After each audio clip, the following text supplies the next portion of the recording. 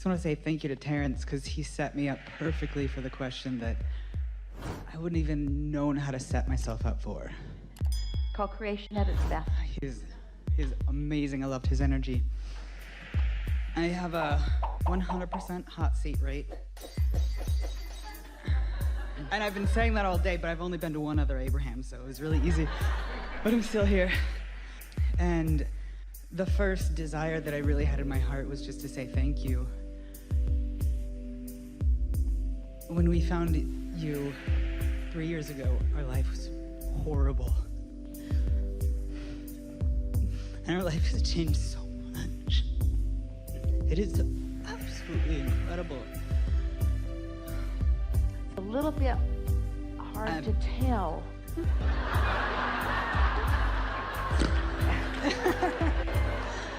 In the moment, what's more active, the horrible or the improvement? No, it's so good. It's so good.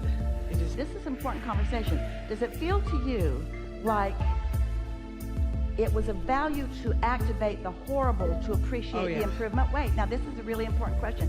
We're asking everyone, do you need to activate the horrible in order to appreciate the improvement? And yet, isn't that relativity part of it? Just don't get carried away with it. So let's ask the question, why would, oh, we like this so much, why would anyone put extra emphasis on the horrible rather than on the improvement? Ask yourself that question. Why would anyone, we're not saying you did it this time, but why would anyone want to emphasize the struggle over which they have come rather than the thrill of where they are? Why would emphasizing the struggle be something that you would feel inclined to do? Because it makes it feel so good. Not really. There's another reason. Because you're trying to relate to others who are still struggling. And you are slightly embarrassed and completely not ready to accept the worthiness of what you've accomplished, and so you don't want to own it.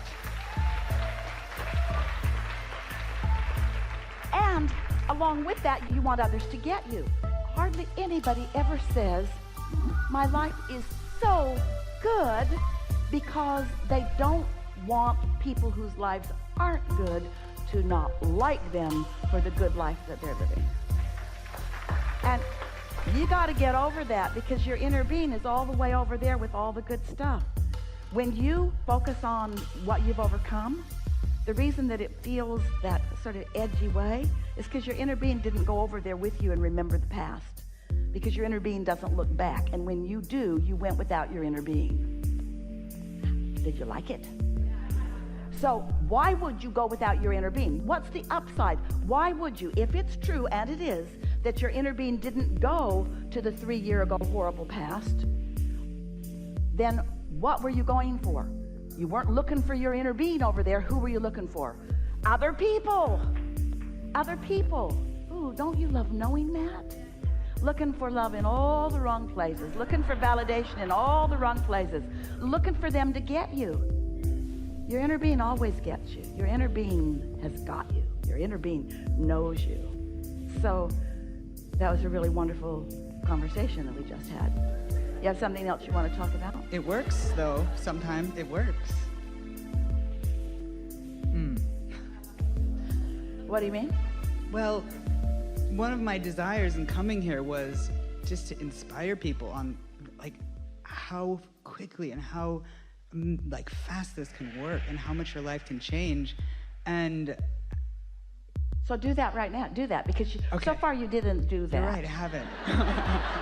It's sort of like percentages, you know. If someone is in a really, really terrible place and it gets a little bit better, you could say, I've had 100% improvement.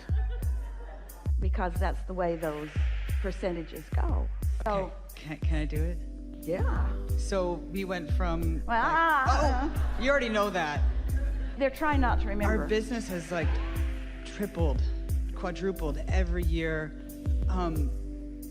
I remember the first Abraham was so expensive, and this was like, is it really that cheap? But it's the same price. it's just so easy to pay for now. Like we didn't even have to think about it. It's amazing how much things can change just by thinking positively. The cool thing that happened is, as soon as I found Abraham, we got an opportunity to move to Scotland and teach yoga, do this incredible thing, and I took myself with me.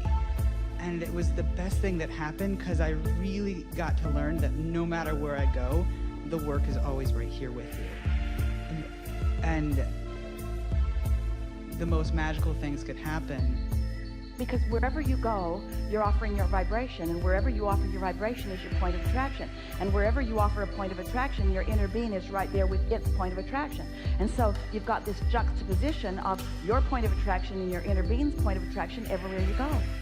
So it doesn't matter where you are, your inner being is always there with you. That's why we're wanting you to not be so aware of where you've been, and just consider where you are, and let the consideration about where you are be mostly about how you feel, which means it's vibrational consideration. It's about how I feel. It's about what I'm thinking about in relationship to what my inner being is thinking about. Yes.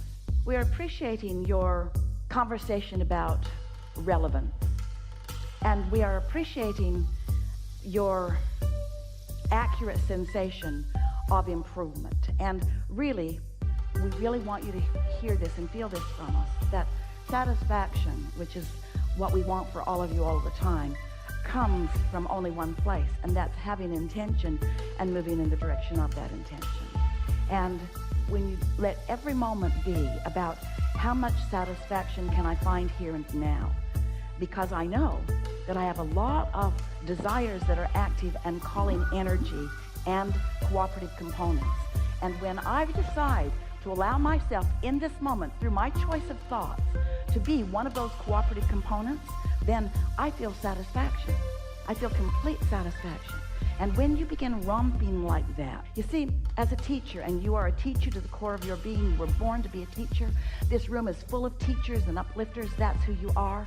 But as teachers and uplifters, if there's anything that we want you to hear and leave this gathering knowing and owning, it's that the very people whom you wish to teach cannot gather as much of your attention as you think you should give them. Because if you let those who you're trying to uplift be your primary object of attention, you don't uplift them, they downlift you. Because whatever you're giving your attention to is what you activate. So it feels counterintuitive to you. Every time you try to help somebody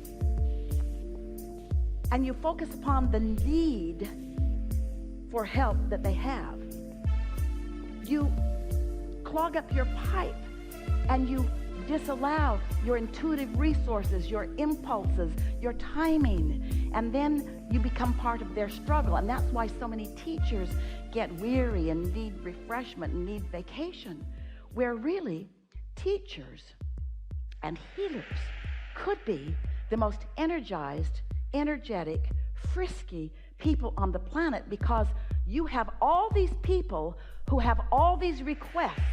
And if you're focused upon their requests, not their needs, not the life experience that caused them to put the request in the vortex, but if you're focused upon their requests, which is where their inner being is focused and where your inner being is focused, their needs/requests will give you life forevermore. So if you're helping them on their way to what they're asking for, it's a whole other thing than if you're trying to help them overcome the circumstances of their life. Can you feel that? It is so black and white. So someone says, what do you do? I'm an uplifter. What does that mean? I help people get what they want. Oh, well, let me tell you about my needs.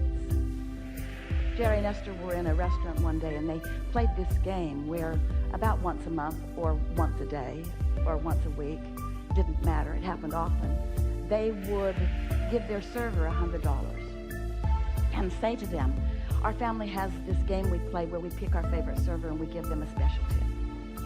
And so it happened whenever it happened. And there was one particular restaurant that they frequented often in San Antonio, and the word sort of got out. And it was really interesting as they would enter the restaurant, they could see the staff fighting over who was going to get the table. And Jerry said, I fear something has gone terribly wrong here. But then, on a pretty regular occasion, somebody would come to the table and during the course of the meal, plead their needy case and receive a normal tip. And Jerry would say to Esther with his eyes, and Esther would say to Jerry with her eyes, they don't understand, do they? They think that's the way you get more. You get more by complaining, or you get more by being needy. But the universe doesn't work like that. Need gets more need. You can't get poor enough to help poor people get rich. You can't get sick enough to help sick people get well. You can't be confused enough to help confused people be clear.